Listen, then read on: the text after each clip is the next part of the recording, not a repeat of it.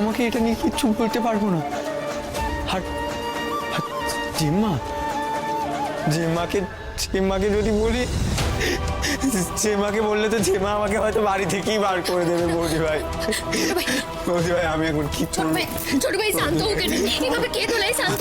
আমার কথাটা শোনো, আমি যত তাড়াতাড়ি সম্ভব সৌরে বাবুর সঙ্গে গিয়ে কথাটা বলছি এই ব্যাপারে। কিন্তু একটা কথা কেন ছোট ভাই, এই টাকাটা তুমি ওদের কোনোভাবে দেবে না।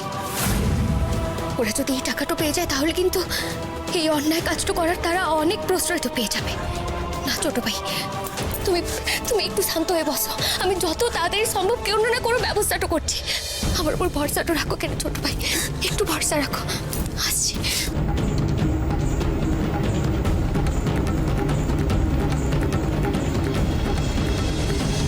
দাদা আমি ঠিক বুঝতে পারছি না, আপনাদেরকে বলা হয়েছিল যে পাবলিকের কাছে সঠিক নিউজটা পৌঁছে দেওয়ার জন্য, আপনারা কয়েকটা ভিউজ পাওয়ার জন্য নিউজটাকে এমনভাবে পাবলিশ করলেন যেখানে আমার বোনের চরিত্র নিয়ে কটাক্ষ করছে লোকে, 4-5টা কথা বলছে।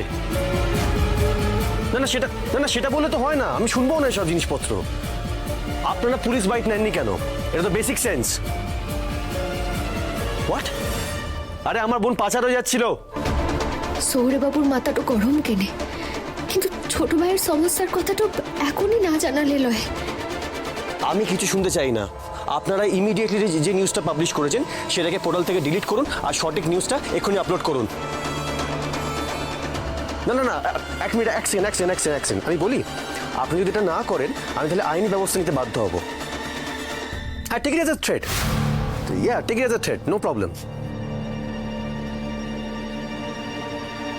ও তুমি এসছো কফি নিয়ে? দাও, প্রচন্ড মাথা ব্যথা করছে আমার। বলছি যে সৌরে বাবু, আমার একটু কথাটা ছিল আপনার সঙ্গে। কি কথা আছে বলো? বলছিলাম যে এক মিনিট দাও, এটা মেয়েটাই আগে দাও তো। এটা দেখুন দাদা, আমার যা কথা বলার আপনাদের এইটার সঙ্গে আমি কথা বলে নিয়েছি, ঠিক আছে? আপনারা নিউজটাকে এক্ষুনি ডিলিট করুন, রাইট নাও। না আমি কোনো কথা শুনতে চাই না। সৌরে বাবু আমার এই মাধব, তুমি দেখো কেন কোনো বড় অশান্তিটা হওয়ার আগে যেন আমি ছোট ভাইকে এই বিপদটা থেকে উদ্ধার করে আনতে পারি। তুমি দেখো মাধব।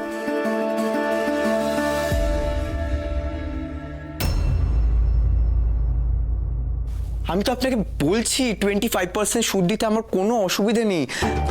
আপনি প্লিজ খালি টাকাটা আজকে একটু দেওয়ার ব্যবস্থা করে দিন। আরে না ভাই, আমি বললাম তো আমি পারবো না।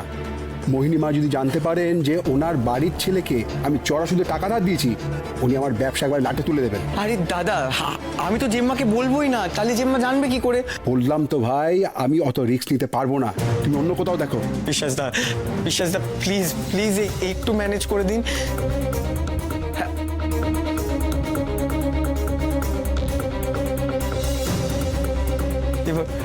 এবার কি হবে? এই একটাই তো অপশন ছিল। আর কোত্থেকে জোগাড় করবো আমি টাকাটা? 2 লাখ টাকা কার থেকে পাবো? কেউ তো লোন দেবে না।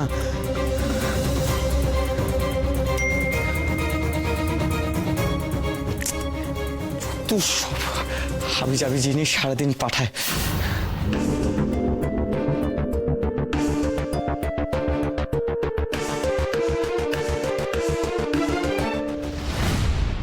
লাকি ড্র, এবার লাকি ড্র তো ট্রাই করে দেখা যেতেই পারে।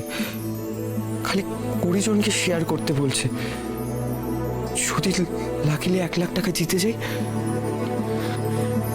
না একবার ট্রাই করে দেখি।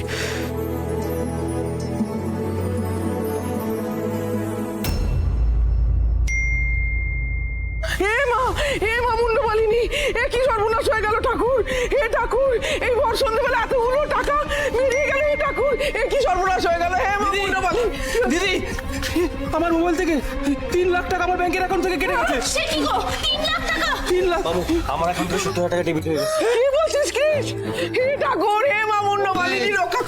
ওদি কিরম করছে শরীরটা? কি হচ্ছে তোর? পুরো 20,000 টাকা আমার ব্যাংক থেকে কেটে গেল। 20,000! বুক ধরপড় করছে।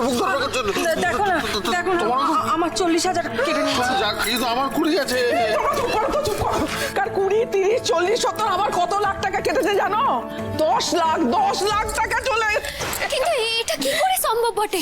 একই সময় সবার অ্যাকাউন্ট থেকে কি করে টাকা চলে যাচ্ছে? সেটা বলবো কি করে বিনু? আয়ুষের ফোন থেকে একটা লিংক এলো, সেটাতে মায়ের ছবি দেওয়া আছে, মা মুন্ডমালিনী।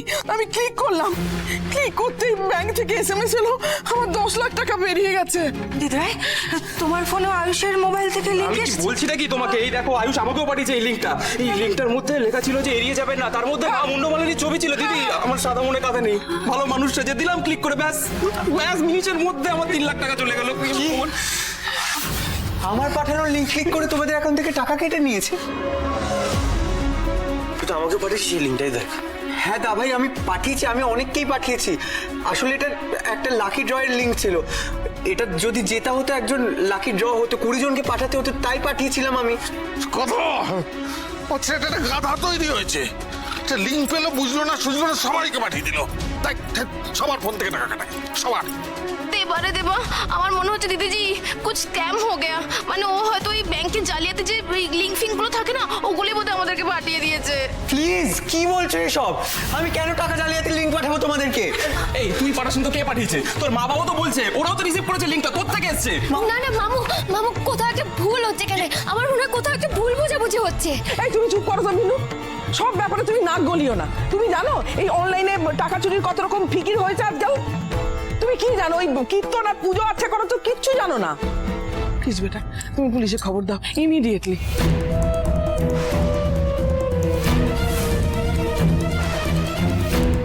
ও বড় বৌমা, পুলিশে কেন খবর দেবে? হ্যাঁ মা, আমি সেটাই ভাবছিলাম যে তুমি পুলিশে খবর দেবো না?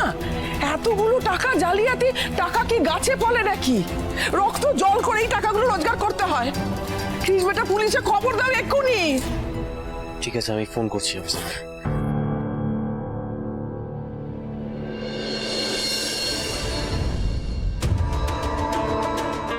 রাত কেটে ভোরতে চললো, এখনো কোনো খবর পেলাম না। পুলিশ এখনো কিচ্ছু জানালো না। এটা করে আর পারছি না। আমার সংসারের ওপর কার কুনজর পড়েছে ভগবান জানে।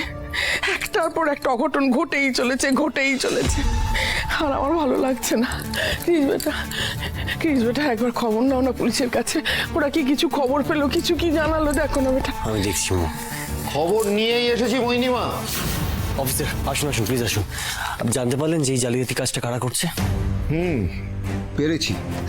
তাহলে তাহলে দারোগা বাবু, তাদের তো ধরতে হবে কেন? যারা এরকম মানুষ ঠকায় তাদেরকে তো অনেক বড় শাস্তিটা দিতে হবে। তাকে ধরতেই তো আমি এখানে এসেছি।